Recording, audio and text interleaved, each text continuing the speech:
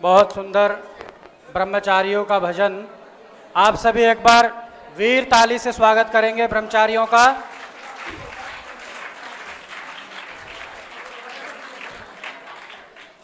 अग्रिम प्रस्तुति के लिए मैं आह्वान करना चाहता हूं वेदाश न्यास की शाखा पाईकमाल उड़ीसा से ब्रह्मचारिणियां हमारे मध्य में हैं। वे आकर के एक भजन की प्रस्तुति यहाँ पर देंगे। आप सभी करताल ध्वनि से इनका स्वागत करेंगे। वेदाश न्यास की शाखा पाईकमाल उड़ीसा की ब्रह्मचारिणियां।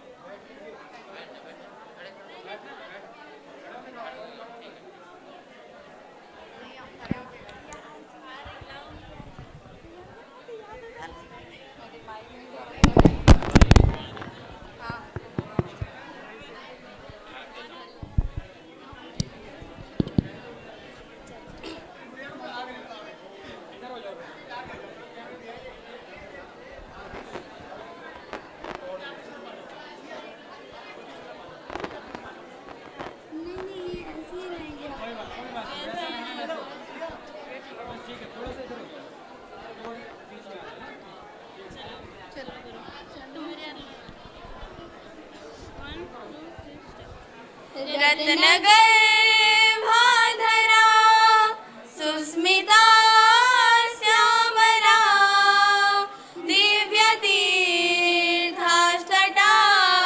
सिंधवा दिव्य तीर्थास्तटा सिंधवा निर्झरा वाटिका शास्त्र भव्य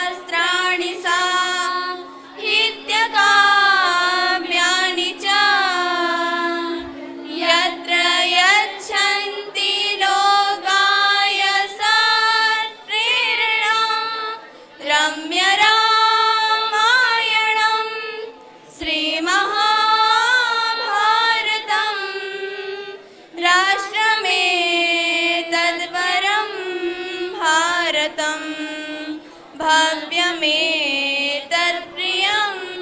भारतं भव्यमेतत्प्रियं भारतं रत्नगर्भाधरा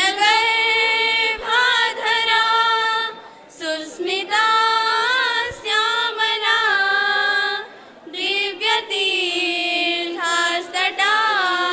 सिन्धवा दिव्यतीर्थास्तटा सिन्धवा यत्र देवी सती शारदा जानकी जानूसूया सीता द्रौपदी पद्मिनी यत्र देवी सती शारदा जानकी जानूसूया सीता द्रौपदी पद्मिनी सन्तु सर्वा इमां वत्सला मातरा सन्ति योक्तं शिवं भारतं दिव्यमेतत्प्रियं भारतं दिव्यमेतत्प्रियं भारतं रत्नगर्भाधरा सुस्मिता श्यामला दिव्यतीर्थास्तटा सिन्धवा दिव्यतीर्थास्तटा सिन्धवा रामकृष्णो हरि वर्धमानो दिनो गौतमः शङ्कर पाणिनिर्नानका रामकृष्णो हरि वर्धमानो दिनो गौतमः शङ्कर पाणिनिर्नानका श्रीदयानन्द सन्तश्च देशे भवन् देशिकानामिदं भारतं धन्यमेतत्प्रियं भारतं धन्यमेतत्प्रियं भारतं रत्नगर्भाधरा सुस्मिता श्यामला दिव्यतीर्थास्तटा सिन्धवा दिव्यतीर्थास्तटा सिन्धवा सन्तु सर्वे जना जागृता कर्मठा भाग्यवन्तो बुधा राष्ट्रिया विक्रमा सन्तु सर्वे जना जागृता कर्मठा भाग्यवन्तो बुधा राष्ट्रिया विक्रमा प्राणिनो निर्भया सन्तु लोके सदा संस्कृतं बोधकं भारतं भारतं भास्वरं भारतं भारतं भास्वरं भारतं रत्नगर्भाधरा सुस्मिता श्यामला दिव्यतीर्थास्तटा सिन्धवा दिव्यतीर्थास्तटा सिन्धवा निर्झरा वाटिका शास्त्रदेवालया भव्यमेतत्प्रियं भारतम् भव्यमेतत्प्रियं भारतम्।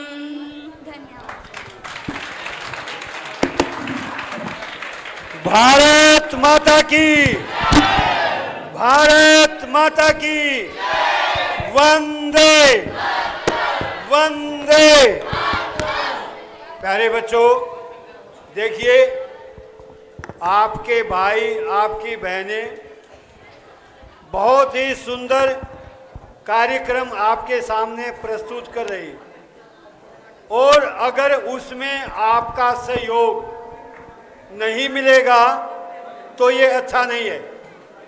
आप इनका उत्साह बढ़ाएं, आपस में बातचीत करके कार्यक्रम में व्यवधान ना पहुंचाएं। सभी शांत रहें, जब आवश्यकता हो उत्साहवर्धन की तब तालियां बजाएं, उनका उत्साह बढ़ाएं। शांत रहेंगे सभी। अब आगे का कार्यक्रम देखें। ओम। बहुत सुंदर भजन की प्रस्तुति। वक्ता इतने हैं कि यदि मैं किसी भी विद्यार्थी को उठाऊं तो वो एक न एक प्रस्तुति लेकर के यहाँ पर आ जाएगा और हम सुनते रहेंगे, पूरी रात बीत जाएगी, तब भी ये ब्रह्मचारी अपनी प्रस्तुति को समाप्त नहीं कर पाएंगे, क्योंकि किसी न किसी के अंदर कोई ना कोई टैलेंट भरा हुआ है। मैं आप सभी की तरफ से अब एक अंतिम वक्ता को मैंने यहाँ पर बुलाया है। इनका नाम नैतिक है, ये आपका छोटा भाई है और आप सब की तरफ से एक कविता लेकर के आया है। इस कविता को ये यहाँ पर बोलेगा, इसके बाद में फिर नाटक आदि को करेंगे। ये कविता नैतिक ने तैयार की है, आप इसको सुनकर के आह्लादित हों और एक बार करतल ध्वनि से इसका अभिनंदन करें। ब्रह्मचारी नैतिक।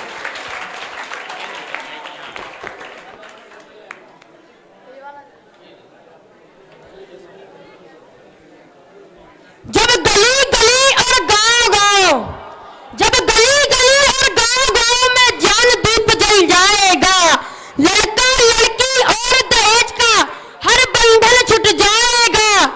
राष्ट्र हित के पुल की स्वर में जब शंखनाद हो जाएगा, सच कहता हूँ भारत सोने की चिड़िया कहलाएगा, सच कहता हूँ भारत सोने की चिड़िया कहलाएगा।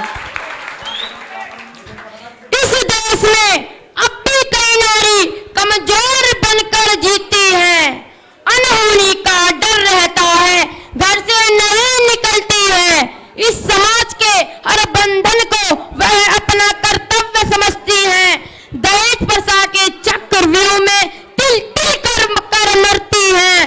क्यों बाप भी बेटी को अपनी बोझ समझता है, क्यों हर तारा औरत को अपनी मर्द समझता है।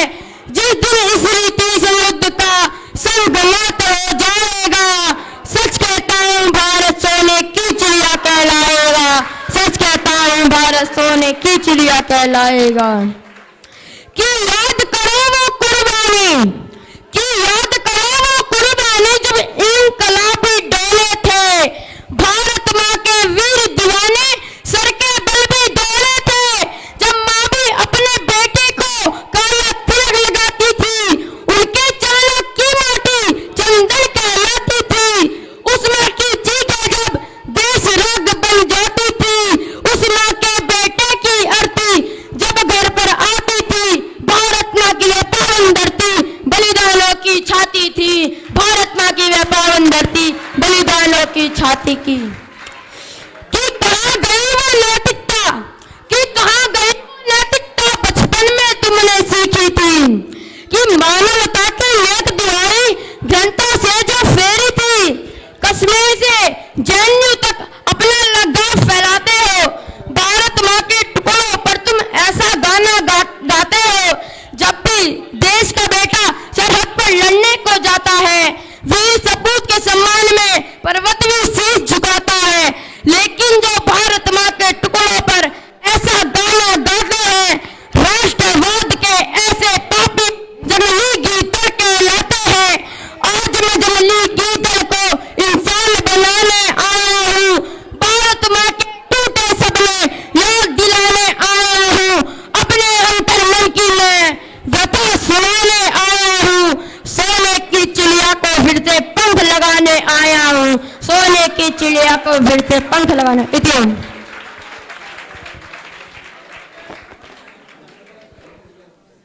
बहुत बहुत धन्यवाद ब्रह्मचारी के लिए, एक बार पुनः जोरदार ताली।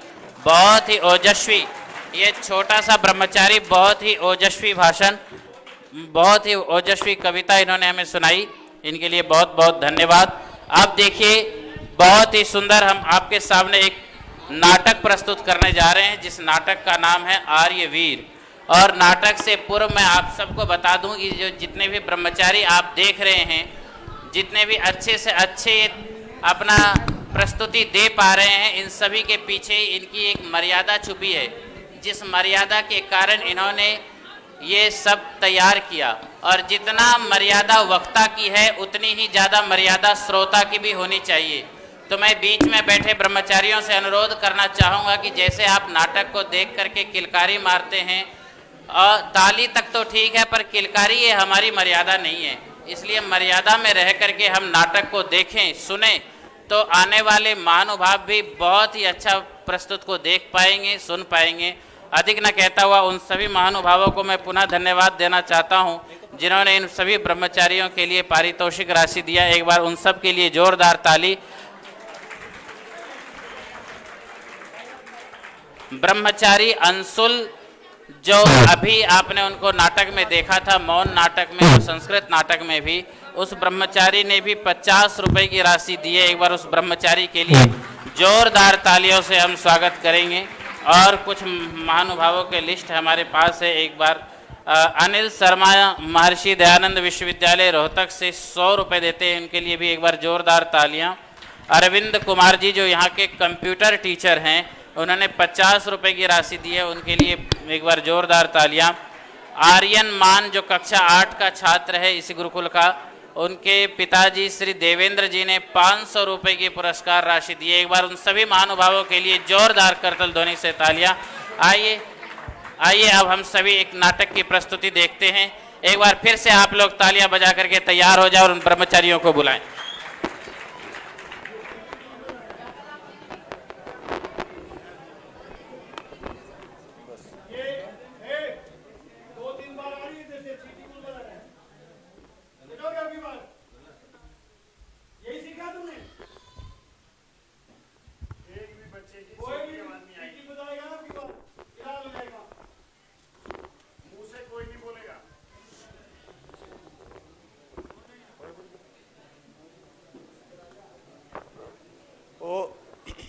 ओम स्वस्ति न इंद्रो वृद्धश्रवाः स्वस्ति नः पूषा विश्ववेदाः स्वस्ति नस्ताक्षो अरिष्टनेमि स्वस्ति नो बृहस्पतिर्दधातु।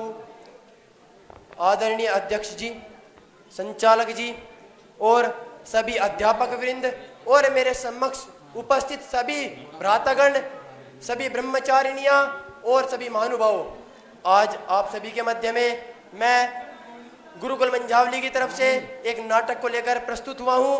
नाटक जो अपना टाइटल, जो अपना विषय रखता है आर्योदय, अर्थात आर्यों का उदय, समाज में आर्योदय किस प्रकार हो, आदि विषयों पर प्रस्तुत यह नाटक, आदि विषयों पर आधारित यह नाटक आज हमारे समक्ष गुरुकुल मंझावली के ब्रह्मचारी प्रस्तुत करेंगे। आइए देखें उस नाटक को, उस विचित्र नाटक को। प्रथम दृश्य के बारे में बताता हूँ थोड़ा सा। प्रथम दृश्य में एक आचार्य जी हैं, गुरुकुल के समावर्तन संस्कार में, गुरुकुल का समावर्तन संस्कार हो रहा है। कुछ ब्रह्मचारीगण अपनी शिक्षा को पूर्ण कर यहाँ पर उपस्थित है और आचार्यगण उनसे कुछ वार्तालाप करते हैं, उनके जीवन के विषय में वार्तालाप करते हैं और उनकी विद्या के विषय में वार्तालाप करते हैं। आइए देखिए प्रथम नाटक को।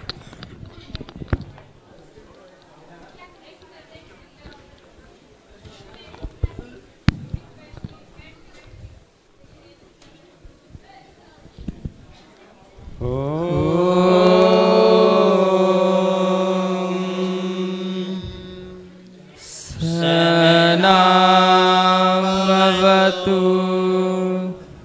सहनाभुनक्तु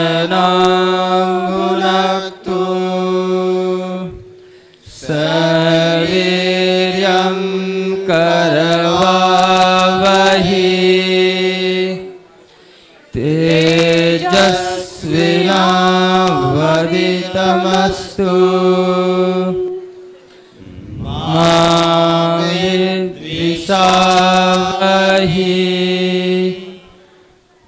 ओम शांति शांति शांति ओम।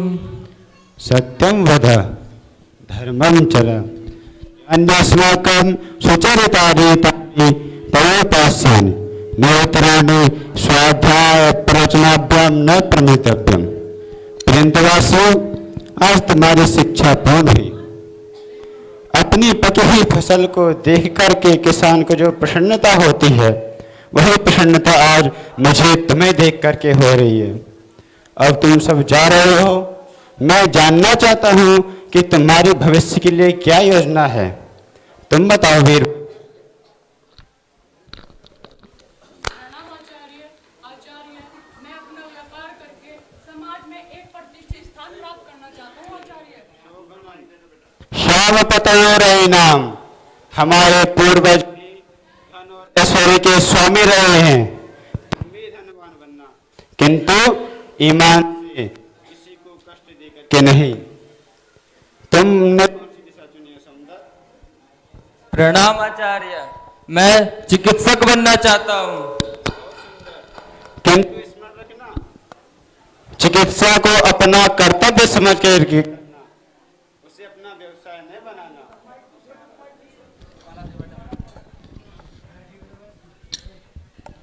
और भद्रमुख, तुम तो पढ़ाई में थोड़ा कमजोर रहे हो, तुम क्या करोगे? प्रणाम आचार्य। आचार्य, मैं तो आपका नाम लेकर समाज में कहीं भी काम कर लूंगा, और जब मेरे भाई लोग कुछ बड़ा काम करने लग जाएंगे, मैं उनको यहाँ पर नौकरी कर लूंगा। क्यों भाई लोग? हाँ जी। ठीक बात है। तुम्हारा क्या लक्ष्य है आर्यवीर? प्रणाम आचार्य। आचार्य, मैंने जब से आर्यों के वैदिक धर्म के गौरव को समझा है, तब से मेरा एक ही लक्ष्य है कि सारे समाज को आर्य बना दूं, जहां फिर से ऋषिगण विचरण करें, जहां फिर से राम और कृष्ण जन्म ले।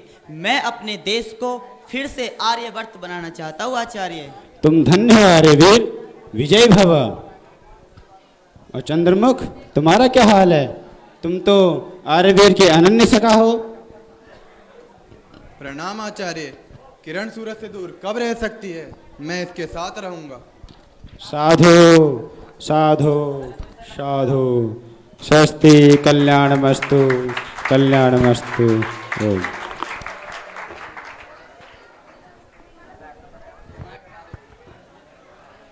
ओम।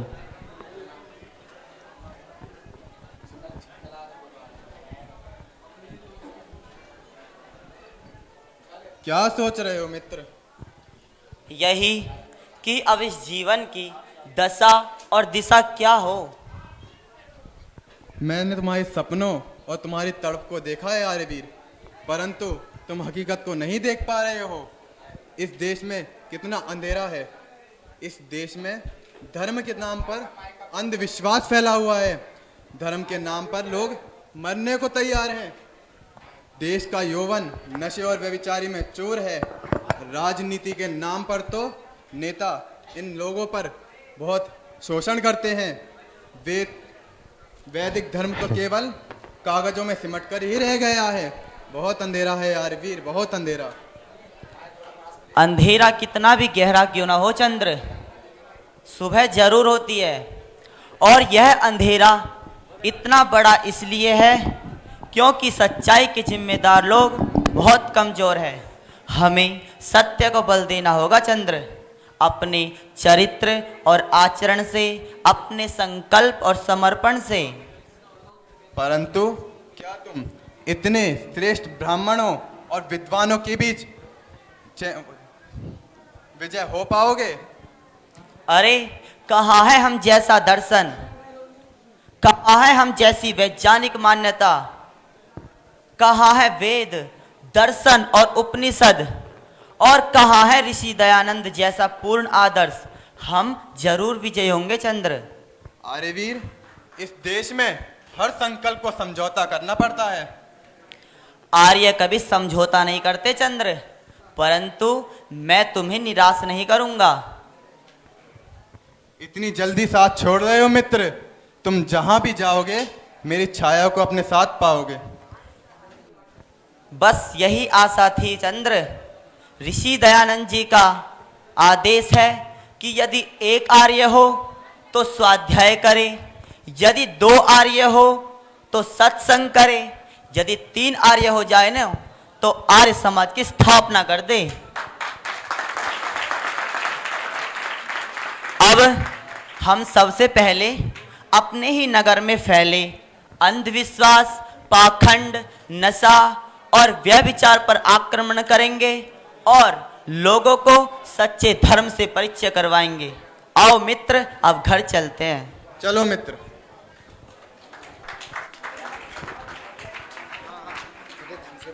देखो किस प्रकार आचार्य ने समावर्तन संस्कार करा। दोनों ब्रह्मचारियों को यह शिक्षा दी कि वह समाज में जाए और उन कुरीतियों को निपटाए, उन कुरीतियों को खत्म करे जिन्होंने इस समाज में व्यभिचार, दुर्व्यसन, दुष्टाचार आदि ऐसी कुरीतियां फैला रखी है जिनसे समाज पतित होता जा रहा है, समाज बिल्कुल खत्म होता जा रहा है। और अब आइए हम देखते हैं दूसरे दृश्य में, जहां पर एक स्वामी, एक शंकरा मठ के स्वामी भैरवानंद स्वामी, भैरवानंद जी के लिए ताली बजाएं।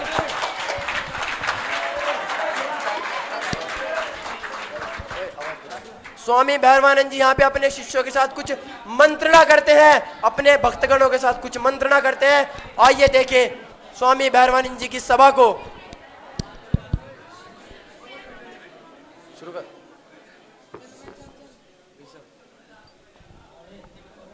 बम बम बोड़े दिन रात तोड़े सोड़े, पिए भांग के गोले। छोड़कर दुनिया के झमेले, छोड़कर दुनिया के झमेले, सब बने आपके चेले। वाह वाह वाह वाह वाह वाह। सुनकर स्वामी भैरवानंद का नाम, सुनकर स्वामी भैरवानंद का नाम, भागे भय संकट धर के सर पे टांग, और हो जाए इसी बात पर एक और भांग का जाम। वाह वाह वाह वाह वाह वाह। लाओ भाई पहला जाम भोले को चढ़ाओ, दूसरा जाम इधर ले आओ।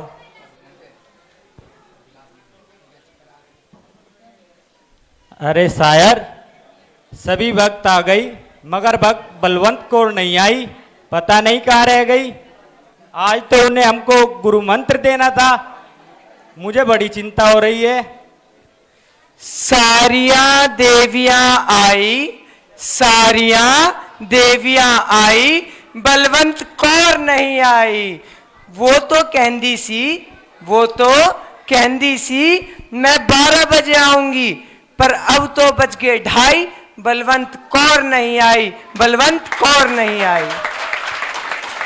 गुरुजी सुन्यो है, नगर में कोई आरवे नाम का लौंडा आयो है, वो हमारे भक्तन को तोड़ रहा है। बतावे बहुत विद्वान है, वेद 2 उपनिषदों से नीचे तो कोई बात न करता।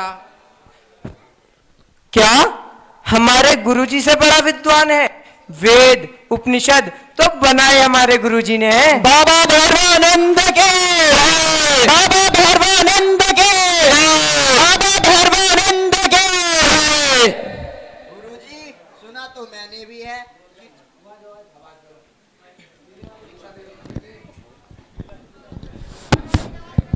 गुरुजी सुना तो मैंने भी है, किसी आर्यवीर नामक व्यक्ति ने सारे शहर में हलचल मचा रखी है, एक खतरनाक आर्य समाज की स्थापना और कर दी है, और जगह जगह शिविर लगाकर भ्रष्टाचार, पाखंड, अत्याचार और व्यभिचार के पीछे तो हाथ धो के ही पड़ गया है। सुना है बड़ा तेजस्वी है वो आर्यवीर।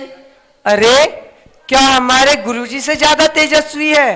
चेहरा तो देखो, इस बुढ़ापे में भी लाइट सी चस है। बाबा भैरवानंद के, बाबा भैरवानंद के, बाबा भैरवानंद के।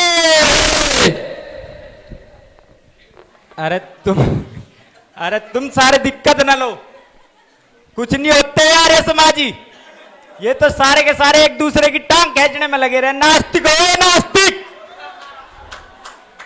पर एक बात है, बड़े साल से ये तो चुपचाप पड़े थे, अब पता नहीं कौन से आर्य समाजी का जुकाम हो गया। चलो कोई नहीं, चिंता न करो, हम करेंगे इसका समाधान।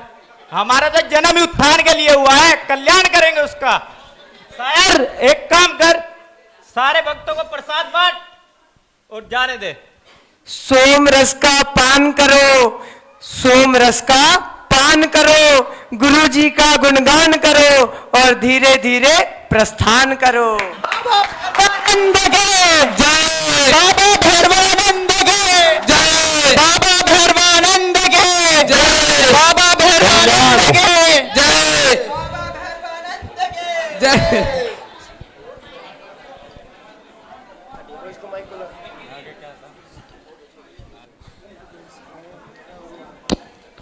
अरे शायर, उस आर्य समाजी के मन को शांत करने की व्यवस्था करो। जो आज्ञा करुणा निधान। अरे अरे भाई, अरे बैठो बैठो बालक, बैठो बैठो। हमारे घर पे न जाने किस पिशाचिनी की छाया पड़ी है, कोई काम सीधा नहीं होता। और आज अचानक हमारे बबुआ को न जाने क्या हुआ है, सारा शरीर कांप रहा है। पहले तो उल्टी सीधी हरकतें की, फिर डर से चिल्लाने लगा और अब चुपचाप बेहोश पड़ा है। बचाने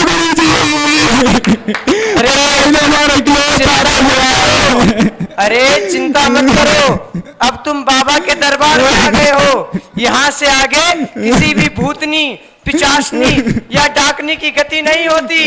यहाँ पर हर प्रकार के भूतों का गारंटी के साथ परमानेंट इलाज किया जाता है। चिंता मत करो भाई, सब संभाल लेंगे। स्वामी जी पर विश्वास रखो, उनकी शरण में आ जाओ। बचा लो गुरु जी। असंभव, स्वामी भैरवानंद के तो किसी भूत प्रेत का इतना दुस्साहस। गुरु जी शांत, गुरु जी शांत। अरे रुको, किसी भूत प्रेत का इतना दुस्साहस, तुम चिंता न करो, तुम हमारी शरण में आ गए हो। घर जाओ और जाकर सामग्री की व्यवस्था करो, हम अभी तांत्रिक चामुंडा को तुम्हारे घर भेजते हैं। जाओ बालक।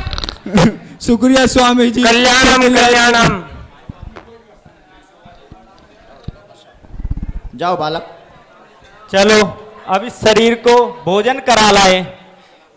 आज किया है बहुत काम, आज किया है बहुत काम, अब चाहिए भोजन और विश्राम।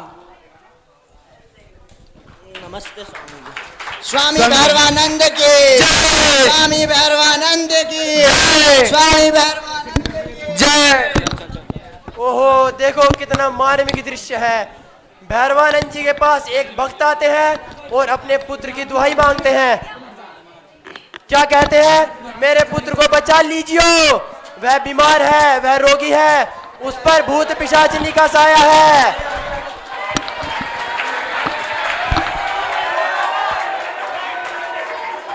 अब देखो उस पिता के दृश्य को, देखो कितना मार्मिक दृश्य है। देखिए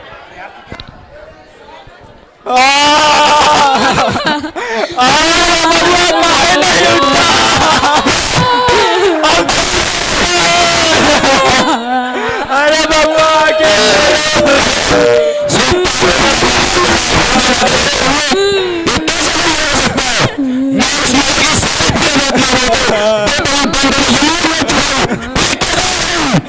शांत जाए, क्रोध न करें। एक आदमी आत्मा वहां से भाग आई होगी, आप वैसे क्रोध कर रहे हैं। कुछ कीजिए महाराज, कुछ कीजिए। नहीं छोड़ूंगा, आज इस प्रेत आत्मा को नहीं छोड़ूंगा।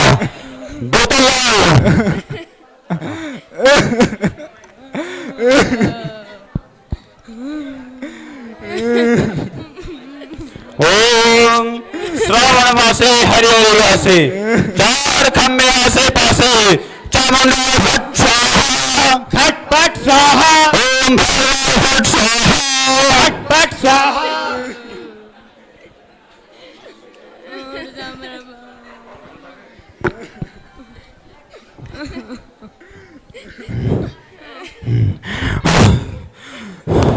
अनर्थ, घोर अनर्थ। क्या हुआ स्वामी जी, क्या हुआ? काली छाया है, मुझे इसके लिए तैयारी करनी होगी।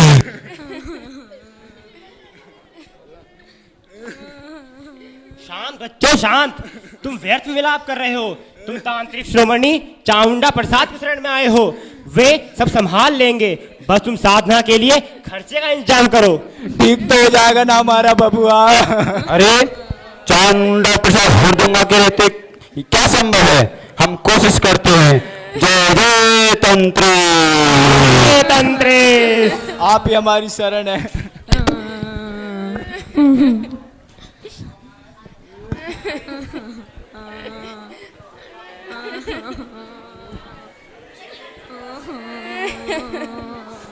अरे भद्र, आर्य समाज की स्थापना तो हो गई, आगे भविष्य के लिए हमारी क्या योजना है? अपनी उन्नति और समाज की उन्नति ऋषि दयानंद जी का यही आदेश है। अरे वहाँ क्या हो रहा है? क्यों रो रहे हैं वो लोग? चलो चलकर देखते हैं। चलिए चलिए देखते हैं, चलिए। अरे आप लोग क्यों रो रहे हैं? क्या हुआ इस बच्चे को? क्या बताए साहब, बहुत बड़ी प्रेत आत्मा की छाया है। किसने कहा? तांत्रिक जी ने बताया है, इसके लिए साधना में बैठे हैं। अरे भोले भाइयों, क्यों अपनी बुद्धि को ताले लगा कर रखे हो? जरा सोचो, क्या सर्वशक्तिमान परमेश्वर की न्याय व्यवस्था को तोड़कर कोई आत्मा किसी को परेशान कर सकती है क्या? यह मनोरोग का शिकार है। अब अगर इस ढोंगी तांत्रिक की मनगढ़ंत क्रियाओं से अगर इसे कुछ हो गया तो तुम्हें शर्म आएगी। आपके पास क्या प्रमाण है कि इसमें पिशाचिनी नहीं है? आर्य स्वयं प्रमाण होते हैं। अगर यह मेरी आवाज को सुन रही है तो हम आर्यों में से किसी को सताकर दिखाए। लेकिन मुझे तो डर लग रहा है, मैं क्या करूं? तुम आर्य बन जाओ। भूत प्रेत अनार्य को सताते हैं। अब एक काम करो, इसे किसी मनोरोग चिकित्सक के पास ले जाओ। ठीक है ठीक है। तांत्रिक जी, क्या हुआ बच्चा? आपसे बाद में मिलेंगे, फिलहाल हम इसको डॉक्टर के पास ले जा रहे हैं। ये क्या कर रहे हो? अनर्थ हो जाएगा। मैं अब भी कह रहा हूँ, समझ जा, बच्चा बिना तेरा नाश होगा। तुम सब का नाश होगा। कहाँ जा रहा है तू? अब भी समय है, समझ जा।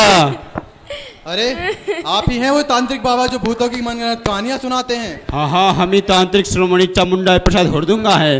बोलो क्या समस्या है बच्चा? हमें समस्या कुछ नहीं, समस्या आप हैं कि आप लोगों को भूत प्रेत की मनगढ़ंत कहानियां सुनाकर ठगते हैं। क्या तुम हमारे गुरु की विद्या को ठगना कहते हो? ये ठगना ही नहीं तो और क्या है? लोगों को भूत प्रेत की मनगढ़ंत कहानियां सुनाकर पैसे लूटना। एक काम कीजिए, आप भूत प्रेत को तो हम पे छोड़ दीजिए, कृपया यहाँ से निकल लीजिए। हम क्यों प्रस्थान करें यहाँ से? बच्चे, इन सब का नाश होगा। प्रेत आत्मा किसी को नहीं छोड़ेगी। तुम सब का नाश होगा, तुम्हारा सब का नाश होगा, इन सब का नाश होगा।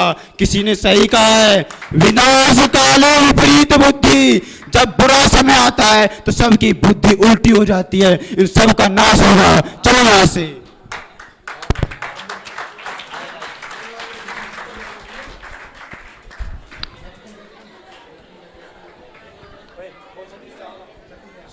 देखो कितना भयंकर दृश्य था।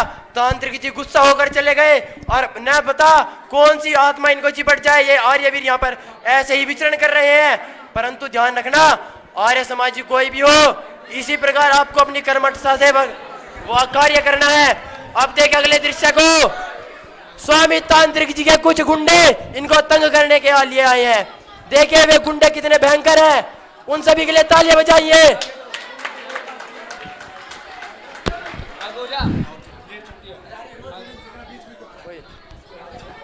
अरे कौन हो आप लोग और क्या चाहते हो? हम तुम्हारी खातिरदारी करने के लिए आए हैं। स्वामी भैरवानंद से पंगा? तुम जानते हो स्वामी भैरवानंद कौन है? तुमने कर दिया है स्वामी भैरवानंद से पंगा, अब तुमको इसका इल्जाम भुगतना ही पड़ेगा। हाँ भाई यार वीर, खीर खाएगा या दलिया? मित्रों, हमारी तुमसे शत्रुता नहीं है, हम तो अपना सत्य का प्रचार कर रहे हैं। प्रचार, अब अपने प्रचार का पुरस्कार तो ले ले। मित्रों, तुम शायद भूल में हो। सत्य का प्रचार करने वाले कायर नहीं होते। हाँ, अगर तुमको हमसे लड़ना ही है तो आओ, हम तैयार हैं। मगर याद रखना, हमें कुछ भी हो पर तुम भी अपनी दोनों टांगों पर घर वापस नहीं जा पाओगे। आर्य ब्राह्मण से क्षत्रिय भी बन सकते हैं और ये हाथ शस्त्र उठाने वाले हैं। ये हाथ आज तुम्हारे लिए शस्त्र भी उठा सकते हैं। आओ। अरे कौन भाई, चल चलना। चलो बाद में देख लेंगे। अरे आर्यवीर, यह रूप तो पहली बार देखा है मैंने तुम्हारा। आर्य कभी डरा नहीं करते मित्र। आर्य तो मृत्यु से भी नहीं डरते। आर्यों के लिए देश बदलना वस्त्र बदलने से बढ़कर कुछ नहीं। याद है तुमको श्री रामचंद्र जी जिन्होंने दैत्यों का वध का प्रण लिया था? याद है तुमको कृष्ण जी को जिन्होंने धर्म की रक्षा के लिए अपना संकल्प तोड़ डाला था? और याद तो तुमको स्वामी दयानंद जी भी होंगे जिन्होंने कर्ण सिंह की तो तलवार ही तोड़ डाली। और याद तो तुमको स्वामी श्रद्धानंद जी भी होंगे जिन्होंने अंग्रेजों के संगीनों की नोक पर अपना सीना तान दिया था। वीरता तो आर्यों का श्रृंगार है चंद्र। सही कहा तुमने मित्र। आओ, जो हमने युवाओं का दुर्व्यसन विरोधी कैंप लगाया था उसकी तैयारी भी तो करनी है। हाँ हाँ, चलिए चलिए।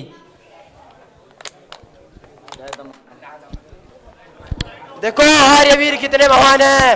आर्यवीर ऐसे ऐसे वार्तालाप करते हैं जो समाज को उत्थान की ओर लेके जाए। अब देखिए इनके बीच में कैसी कैसी बाधाएं आएगी। आर्यवीर को अनेकों जाने अनेकों लोग सताएंगे। जैसे अभी देखना आप, कुछ शराबी यहाँ विचरते हुए इतस्ततः भ्रमण करते हुए आएंगे और उनकी उस प्रताड़ना को देखना, उनके उस दुर्व्यवहार को देखना आर्यों के प्रति।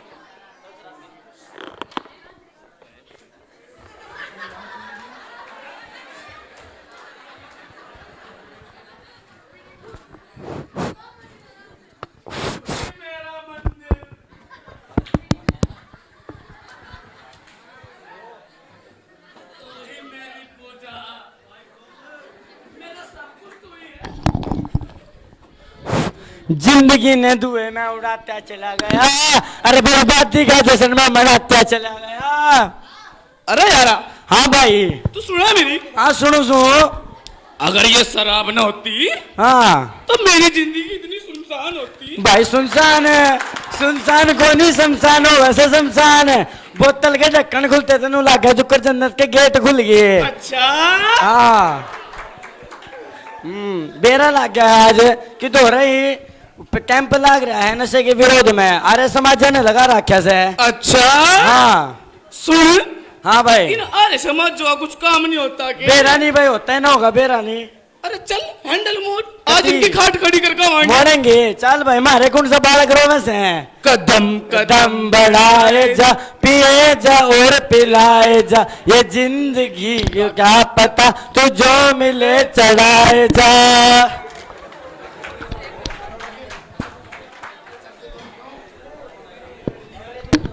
अगले दृश्य को देखिए। यहाँ पर आर्यवीर और चंद्रदेव कुछ सभ्य समाज में, एक सभ्य समाज में कुछ जनों के साथ वार्तालाप कर रहे हैं। एक कैंप लगा रखा है शराब विरोधी, नशा विरोधी कैंप। उस कैंप के दृश्य को देखिए। यहाँ पर कुछ शराबी आते हैं और वह उद्दंडता करते हैं। आइए देखें।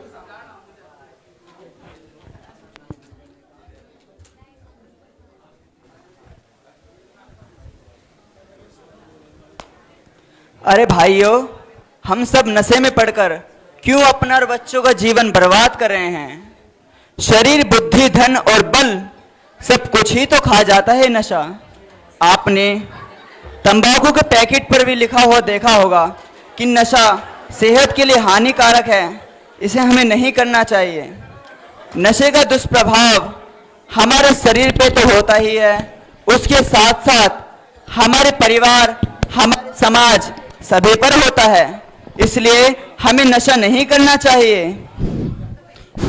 आ रहा भाई, तन्ने इतना कुछ कह दिया, तन्ने के बेरा शराब के बारे में, तन्ने के कहते पी के देख किस है ना, तन्ने स्वाद का बेरा मारे पास क्या था पढ़ रहा से, नो बता तू।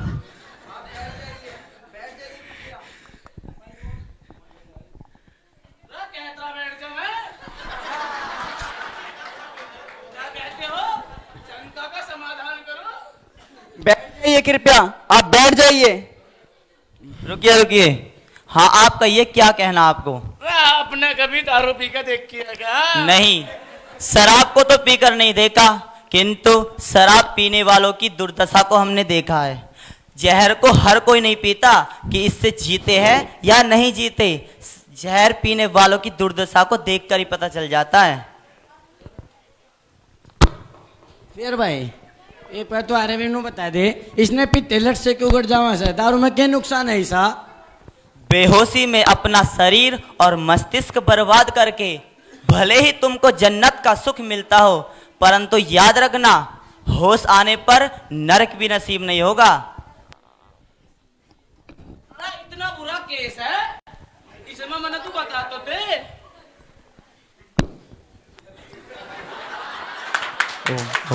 ओम ओम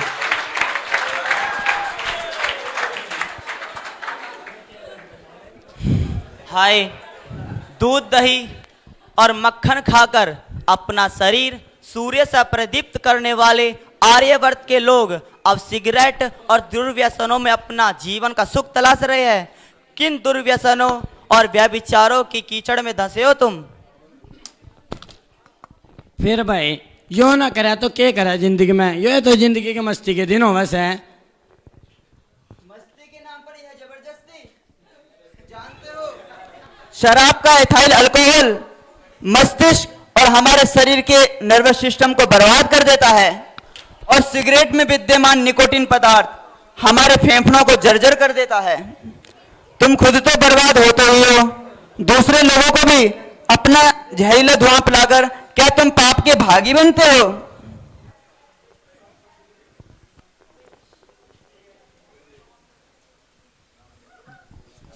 अगर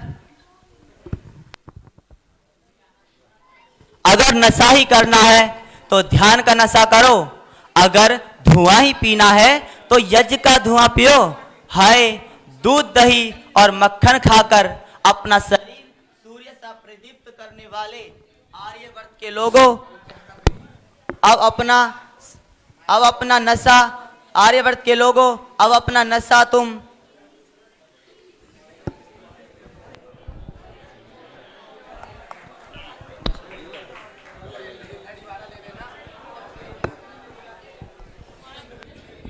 आर्यवर्त के लोगों अब अपना तुम बीड़ी और सिगरेट में अपना जीवन का सुख तलाश रहे हो। किन दुर्व्यसनों की कीचड़ में धंसे हो तुम? आर्यवर्त के अनुगामी के आर्य बनो, आर्य। वैदिक धर्म की जय। वैदिक धर्म की जय।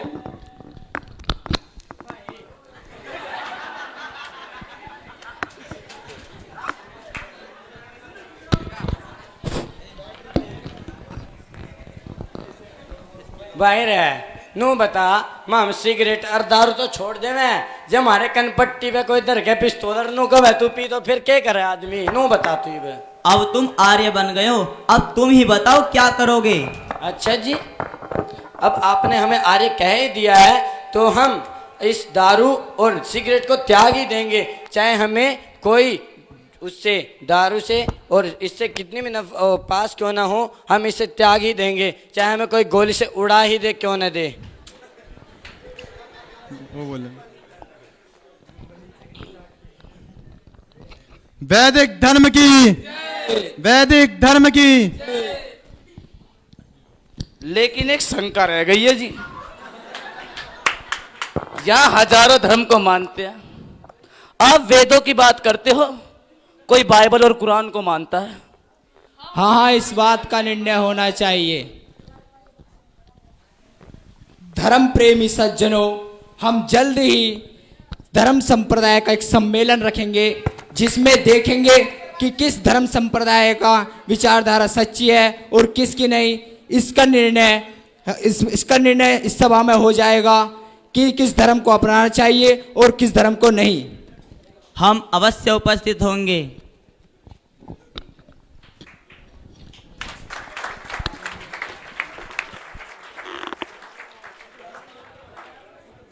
यह दृश्य यहीं पर समाप्त होता है और अग्रिम दृश्य और अग्रिम दृश्य जो कि इस नाटक का सारांश है, इस नाटक का निचोड़ है, जहां पर वैदिक सभ्यता के विषय में और अन्य मतांतर के विषय में बताया जाएगा कौन सा हम अपनाएं और कौन सा न अपनाएं, किसमें क्या क्यों रीति है। आइए देखें उन सभी पात्रों को जो अभी तक मुख्य किरदार निभा कर गए। स्वामी भैरवानंद की।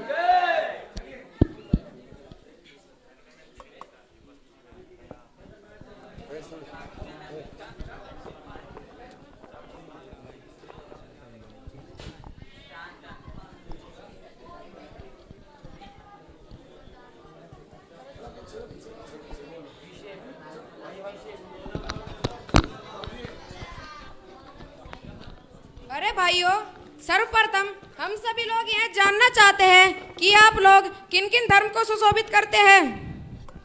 श्री श्री 1008 भैरवानंद जी महाराज। स्वामी भैरवानंद। ओहो, स्वामी भैरवानंद जी महाराज सत्य सनातन धर्म को सुशोभित कर रहे हैं।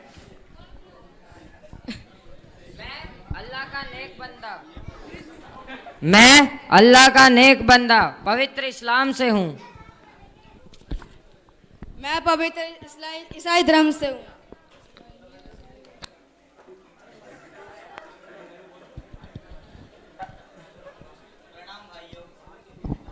मैं सत्य सनातन वैदिक धर्म से हूँ।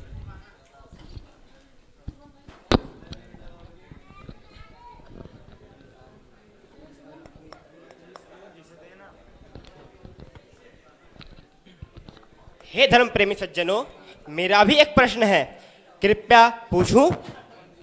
पूछिए पूछिए। यदि कोई व्यक्ति जन्नत, स्वर्ग या मुक्ति को न चाहे तो धर्म की क्या आवश्यकता है? क्यों आर्य जी, क्या बिना धर्म के हम जी नहीं सकते? बताइए बताइए। किसने कहा हम धर्म के बिगैर जी नहीं सकते? अरे पशु पक्षी भी तो जीते हैं, लेकिन मनुष्य बनने के लिए तो धर्म अनिवार्य होता है। अरे भाइयों, आप लोगों के अलग अलग धर्मों में से हम किस धर्म को अपनाएं और क्यों? सनातन धर्म को अपनाओ बालक। इतने देवी देवता, इतनी प्राचीनता और इतना सब कुछ और किस धर्म में मिलेगा बताओ? अरे अरे जरा रुको, तुम्हारा धर्म चाहे जैसा भी है, लेकिन पवित्र कुरान पर भी ईमान लाओ, जिसको संसार के 50 से भी अधिक देशों ने अपनाया है, उसके बताए गए मार्ग पर चल रहे हैं। यीशु का रास्ता सच्चा है, उसी की सिफारिश से हमारी मुक्ति होगी। हमारी बाइबल संसार के सबसे ज्यादा छपने और बिकने वाली किताब है। मान्यवर, धर्म तो मनुष्य मात्र का एक ही है, वो है सत्य सनातन वैदिक धर्म, जो सदियों से चला रहा है। बाकी सब तो संप्रदाय है। आज से 2000 साल पहले कोई ईसाई धर्म था क्या? बोलिए बोलिए। आज से 1500 साल पहले कोई मुस्लिम धर्म था क्या? नहीं बोलिए। तो फिर जैसे क्या ईसा मसीह और मोहम्मद अली से पहले लोग अधार्मिक होते थे? नहीं ना? नहीं, बोलिए बोलिए। नहीं नहीं। परमात्मा के सूर्य और चंद्रमा सृष्टि के आदि से है ना, उसी प्रकार परमात्मा का ज्ञान और वेद भी सृष्टि के आदि से है। और हो भी क्यों ना, आज के वैज्ञानिकों ने और विद्वान गणों ने वेद को सबसे प्राचीन ग्रंथ और संस्कृत को सबसे प्राचीन भाषा माना है। और माने भी क्यों ना, संस्कृत भाषा एक ऐसी भाषा है जो अन्य भाषाओं की जननी है। और जो आपका संगणक कंप्यूटर है ना, उसकी वो भी इतनी तेज रफ्तार से संस्कृत भाषा पे ही चलता है। तो बोलिए कौन सा धर्म अच्छा है, वैदिक धर्म या मुस्लिम धर्म या ईसाई धर्म? वैदिक धर्म।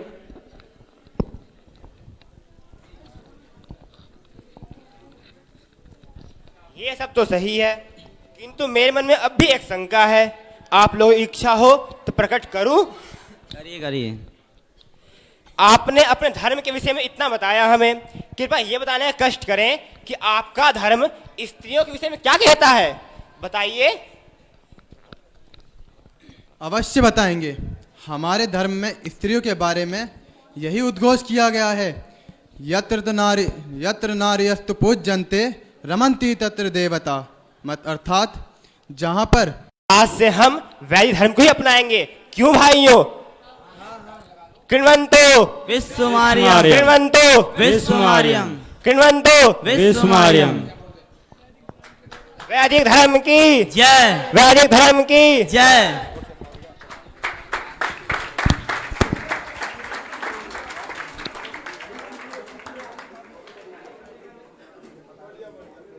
यहाँ पर देखिए, यह अंतिम दृश्य यहीं पर समाप्त होता है और सभी एक बार बोलेंगे वैदिक धर्म की।